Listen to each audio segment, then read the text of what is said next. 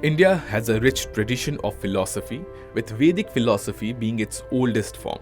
However, in the 8th century, the people of India were disillusioned and distressed by the distortions in rituals and the arbitrary practices of various sects and communities.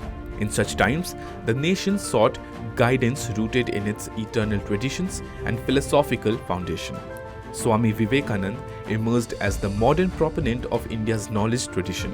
However, the pioneer of the thought that revitalized Hinduism, re-established Sanatana Dharma and the Vedas, and envisioned an undivided India through Advaita Vedanta philosophy was none other than Shri Shankar, also revered as Jagadguru Shankaracharya.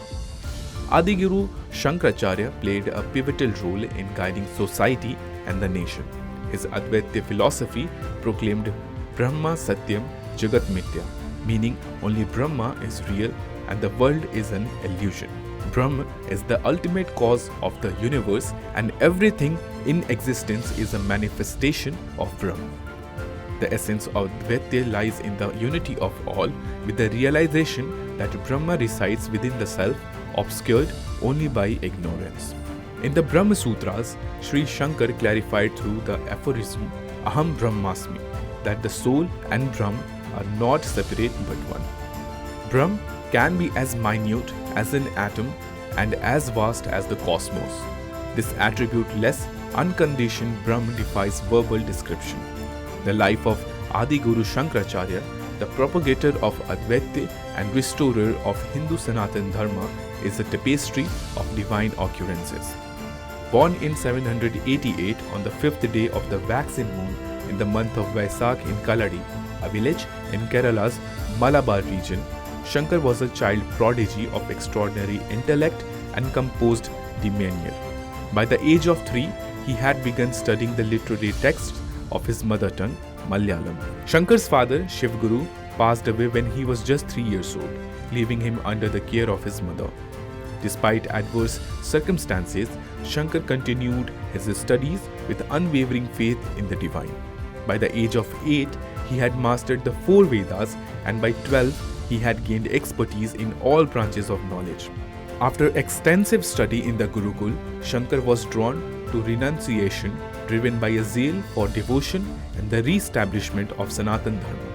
He expressed his desire to his mother, but she was reluctant to grant her consent. One day, while bathing in a river with his mother, a crocodile caught Shankar's leg. Helpless, his mother cried out to the divine. Shankar assured her, saying, "If you permit me to take sannyas, perhaps the crocodile will release me. It is the divine's will." Reluctantly, she consented, but with the condition that Shankar would be present at her side during her final moments. Having received his mother's blessing, Shankar set out as a monk in search of a guru who had realized Brahma. Traveling barefoot from Kerala, crossing forests, rivers, and mountains, he eventually reached the banks of the Narmada river. There he met Mahayogi Govindpad meditating in a cave near Omkeshwar. Shankar's search had ended.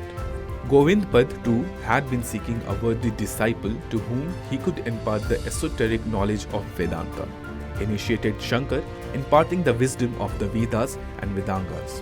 With the Govindpad's guidance, Shankar experienced the truth of Brahma and was instructed to write commentaries on the Upanishads, Srimad Bhagavad Gita, and Brahma Sutras. Empowered by his Guru's blessings, Shankar dedicated himself to spreading the knowledge of Vedanta across India. He undertook multiple pilgrimages, visiting numerous sacred sites and engaging in philosophical debates. At Prayagraj, he met Kumrail Bhatt, who advised him to meet Mandan Mishra, a great scholar of Mimamsa philosophy, at Maheshwar on the Narmada's banks.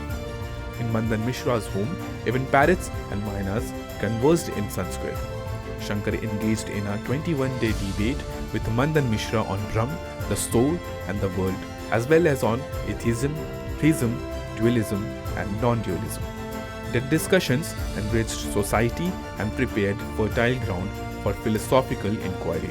At Badrinath, Shankar wrote commentaries on the Brahma Sutras, and at Sharda Peeth in Kashmir, he adorned the Sharda Peeth. He renovated numerous temples and composed texts like Brahma Sutra Bhashya, Upanishad Bhashya, Gita Bhashya, Vishnu Sahasranam Bhashya, and Hastamalaka Bhashya. He also simplified religious texts through compositions like Tattvabodh and Atmabodh. Shankar composed devotional hymns including Bhaj Govindam, Ek Shloki, Shiv Panchakshar, Vishnu Shatabdi, Sharda Bhujang Prayat Stuti, Saundarya Lahari, and Astu Tarshad Namavli. He spread Vedic knowledge through accessible and comprehensible teachings.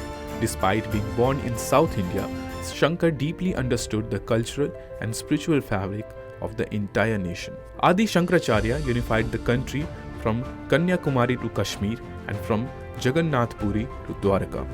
To re-establish Vedic religion, he established 4 spiritual monasteries or pits in 4 directions dedicated to the 4 Vedas. In South India, Sringeri was established for the message of Yajurved, Govardhan Mutt in Jagannath Puri for Rigved, Sharda Mutt of Dwarka focused on Samved in the west, and Jyotirmutt based on Atharvaved in Badrika Ashram in the north. These 4 monasteries are the centers of carrying out the Guru-disciple tradition, sannyas, initiation and propagation of Vedas.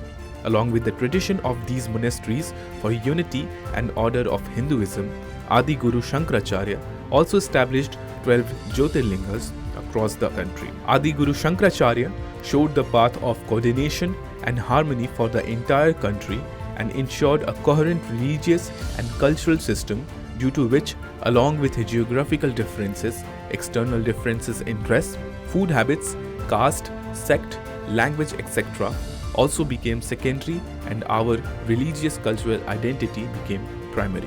Brahmin priests from South India were placed in the Badrinath Dham of North India and priests from North India in the temple of South India, and similarly priests from West India were placed in the temple of East India and Brahmin priests from East India in the temple of West India, so that India could be spiritually and culturally strong in all 4 directions and could be bound in the thread of unity.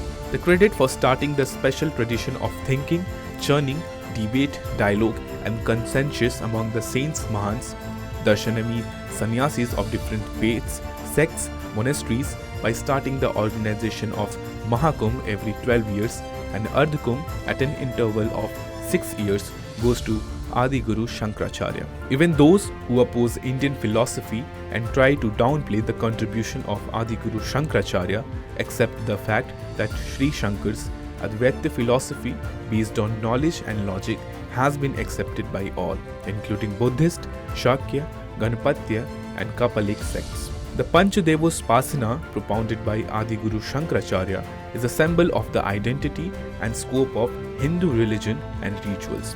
Around 820, Jagadguru Shankaracharya immersed himself in the devotion of the Lord in a cave at Siddhapit, Kedarnath in the Himalayas, and merged himself in the same supreme power.